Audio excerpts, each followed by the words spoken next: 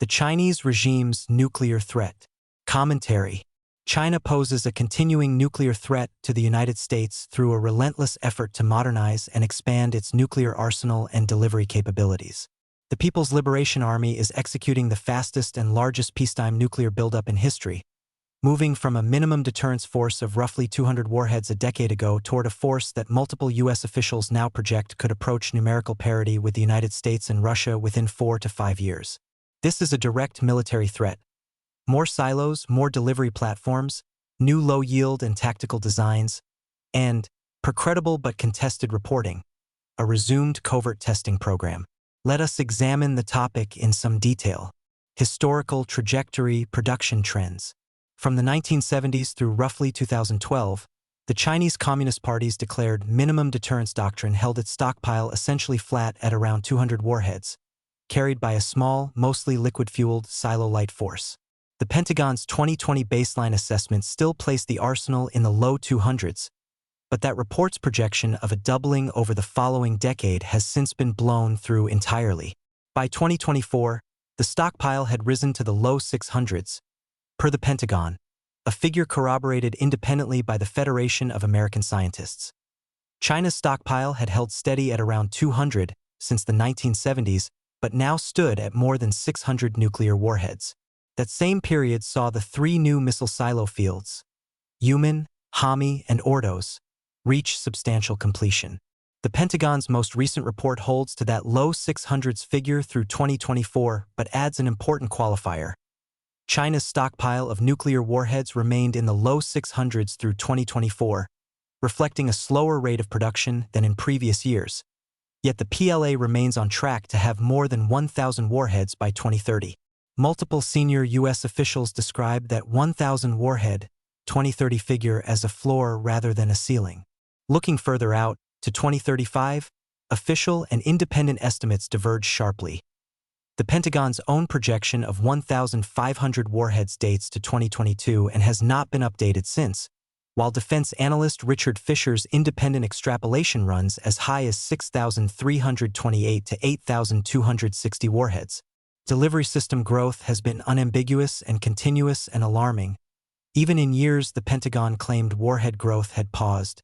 The PLA has likely loaded more than 100 solid propellant ICBM missile silos at its 3 silo fields with DF-31 class ICBMs, very likely intended to support launch under attack postures. China now fields more ICBM launchers than the United States, per senior STRATCOM testimony.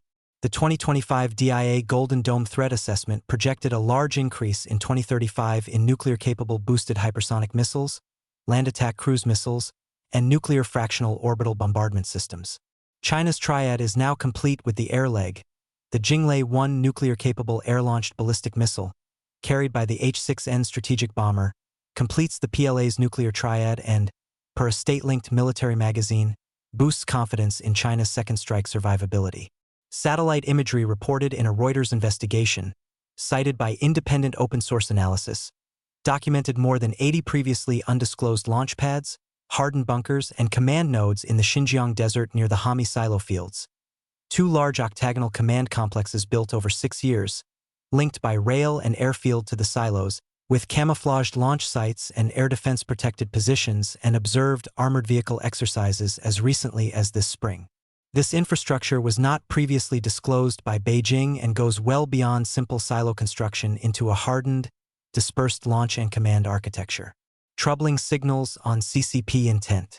This is where concerns among U.S. national security experts get dicey. Several data points suggest Beijing may be moving beyond minimum deterrence toward coercive leverage rather than pure retaliatory assurance. Covert testing.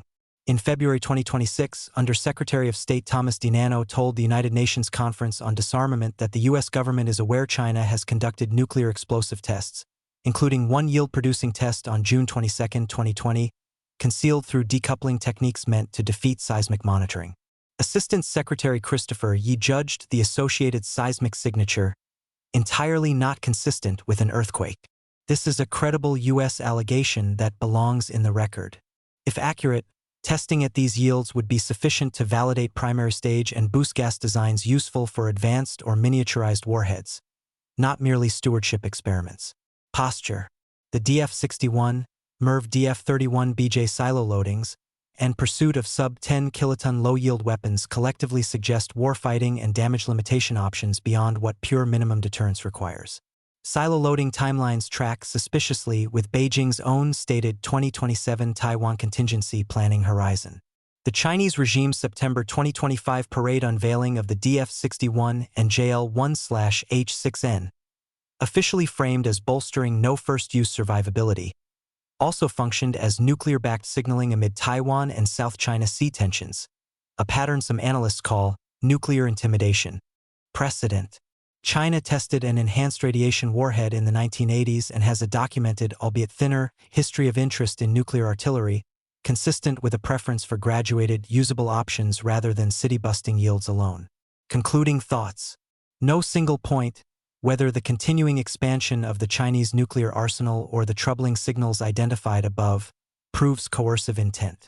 However, the combination hardened, dispersed infrastructure, MIRV silos timed to 2027, low-yield development, contested but credible testing, and parade stage signaling, is consistent with an arsenal built for leverage and warfighting flexibility, not for assured retaliation alone. The bottom line is that Beijing's nuclear buildup is ultimately an attempt to force Washington to drop the perceived strategic assault on China by the Trump administration and accept a mutual vulnerability relationship in which neither country would have the capability or will to threaten nuclear war without risking its own destruction.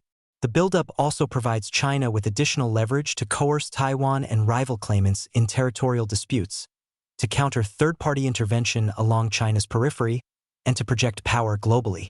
Most importantly, Chinese MIRVing low-yield/tactical designs, hardened dispersed launch infrastructure, and testing-derived design improvements collectively exceed what a mutual vulnerability or pure minimum deterrence posture requires, suggesting an actual warfighting and coercive signaling capability is also being built, not merely a survivable retaliatory floor. And that is indeed very troubling to the Pentagon.